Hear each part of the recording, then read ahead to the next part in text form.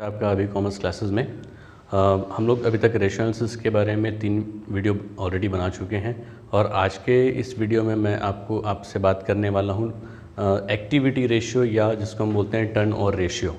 तो आइए देखते हैं एक्टिविटी या टर्न ओवर रेशियो के बारे में।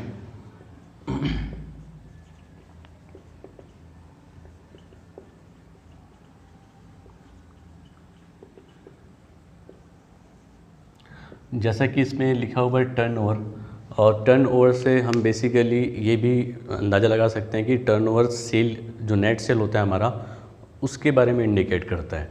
टर्नओवर को सेल भी कहा जाता है। तो जो एक्टिविटी हमारी सेल के अगेंस्ट जो एक्टिविटीज़ हम करते हैं उसकी बात करते हैं। तो आपको ध्यान रखना है कि यहाँ जो हमको डेटा मिलेगा वो ट्रेडिंग प्रॉफिट लॉस अकाउंट और बैलेंस शीट दोनों से मिल सकता है। तो इसमें पहला जो फॉर्मूला हम यूज़ करते हैं वो है इन्वेंट्री टर्नओवर। सबसे पहले हम क्या यूज़ करेंगे, इन्वेंट्री टर्नओवर, जिसका फॉर्मूला बनता है कॉस्ट ऑफ गुड्स सोल्ड, जिसको हम शॉर्टकट में COGS बोलते हैं, डिवाइडेड बाय एवरेज स्टॉक या एवरेज इन्वेंट्री। तो अगर आपके पास कॉस्ट ऑफ गुड्स सोल्ड अगर फाइंड आपको नहीं करते बन रहा है तो आप यहाँ पर नेट सेल भी यूज़ कर सकते हैं। तो फॉर्मूला क्या बनता है, net sale upon average stock या cost of goods sold upon average stock. ध्यान आपको ये रखना है कि एक्टिविटी रेशियो आपको टाइम में आंसर देता है। किस में देगा, टाइम्स में, 3 टाइम्स 4 टाइम्स इस तरीके से। अब यहाँ पे 2 चीज़ें हैं। सबसे पहले तो आप कॉस्ट ऑफ गुड्स सोल्ड कैसे फाइंड करें, तो इसके 2 तरीके हैं। पहला फॉर्मूला बनता है opening stock plus purchases plus direct expenses minus closing stock.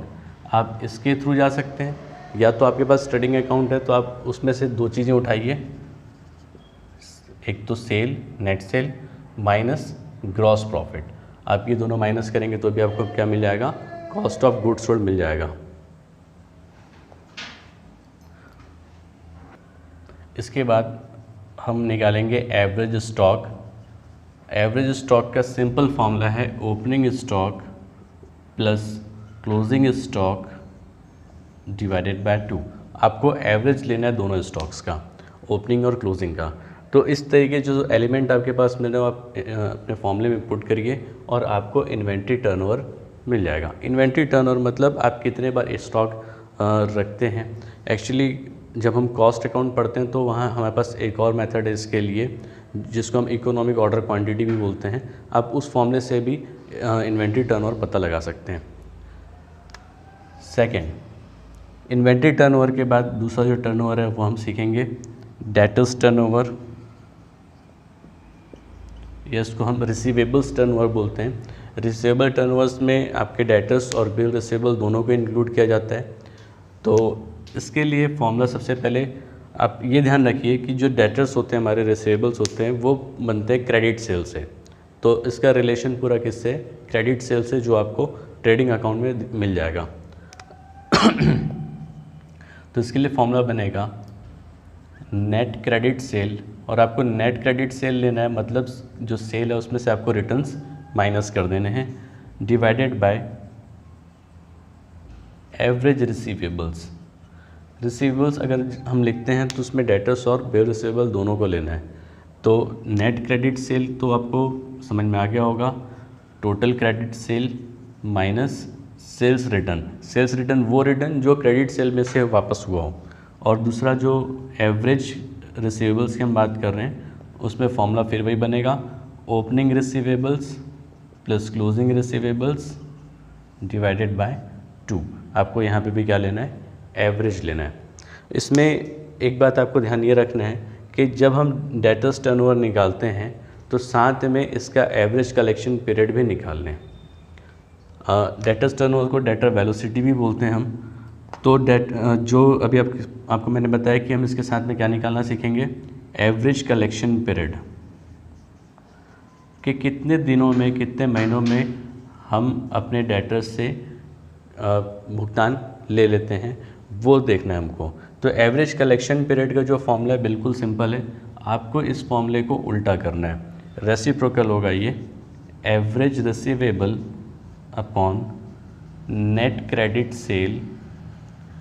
और अब आपको इसमें अगर मंथ में आंसर चाहिए आपको तो आप मंथ का मल्टीपल कर दीजिए 12 मंथ्स का, और अगर आपको डेज़ में चाहिए तो 365 डेज़ का मल्टीप्लाई कर दीजिए। तो आपको ये जो पीरियड है वो या तो डेज़ में या तो मंथ में मिल जाएगा। तो ये जो प्रोसेस था डेटर्स टर्नओवर और एवरेज कलेक्शन पीरियड निकालने का, ये आप हमेशा साथ साथ निकालें, ये एक साथ ही पूछा जाता है नॉर्मली। कुछ इसी प्रकार होता है क्रेडिटर्स टर्नओवर या पेबल टर्नओवर। तो मैं उसका फॉर्मूला यहाँ पे नहीं लिख रहा हूँ, मैं आपको उसको ओरली समझा रहा हूँ। जब आप क्रेडिटर्स टर्नओवर या पेबल टर्नओवर की बात करते हैं तो आपने जैसे यहाँ पे नेट क्रेडिट सेल लिया था, वहाँ पे आप नेट क्रेडिट परचेज लेंगे और डिवाइडेड बाय करेंगे एवरेज पेबल्स। पेबल्स में आपको क्रेडिटर्स लेने हैं, ओपनिंग क्रेडिटर्स या फिर payables plus closing creditors payable upon 2, और नेट क्रेडिट परचेज में टोटल परचेज में से जो आपका क्रेडिट परचेज है उसमें से आप परचेज रिटर्न माइनस कर दीजिए। और वहाँ पे एवरेज कलेक्शन पीरियड के जैसा हमारा निकलेगा एवरेज पेमेंट पीरियड, और एवरेज पेमेंट पीरियड का फॉर्मूला फिर से आप उस अपने फॉर्मूले को उल्टा कर दीजिए और 12/365 से गुणा कर दीजिए। तो ये सिंपल है बिल्कुल inventory turnover, data turnover, creditor turnover निकालना। इसके अलावा भी छोटे छोटे टर्नओवर्स हम यहाँ पे निकालते हैं, जैसे कि fixed asset turnover, working capital turnover. तो ये सारे फॉर्मूले आप आराम से यूज़ कर सकते हैं। इसमें बस आपको ये याद रखना है कि अगर आपके पास cost of goods sold available नहीं है तो आप किसी किसी केस में नेट सेल भी यूज़ कर सकते हैं।